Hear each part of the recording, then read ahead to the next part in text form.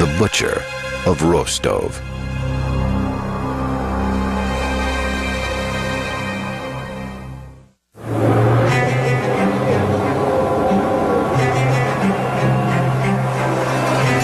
On the morning of April 14th, 1992, in the Russian city of Rostov-on-Don, citizens flooded the steps of the House of Justice, anxious for a glimpse of the accused killer, Andrei Chikatilo. For months, newspaper headlines had branded him the Red Ripper, or the Butcher of Rostov. Chikatilo was dressed in a souvenir Olympic sports shirt provided by the court.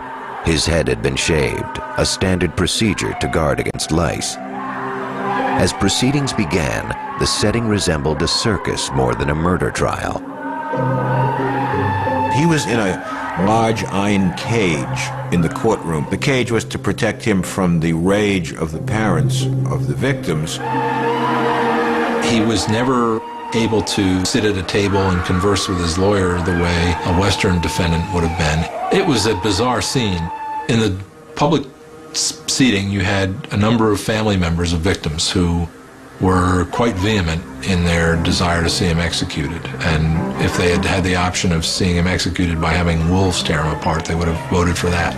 The defendant was allowed an opportunity to address the court. Families of Chikatilo's victims screamed insults. Some fainted. In a rambling 2-hour statement, Chikatilo described himself as a man robbed of his genitals. Born impotent, Chikatilo claimed to be cursed by a lifetime of sexual frustration that had eventually driven him to murder. He asserted that he had never planned to kill, but that he had been seized with shaking and shivering and had lost control. He seemed at various times intent on proving that he was crazy. At some points that I witnessed, he jumped up and started shouting at the judge and then dropped his pants and exposed himself. At other times, he started cursing and screaming and so forth. Most observers believed Chikatilo's behavior in the courtroom was an act, an effort to gain sympathy.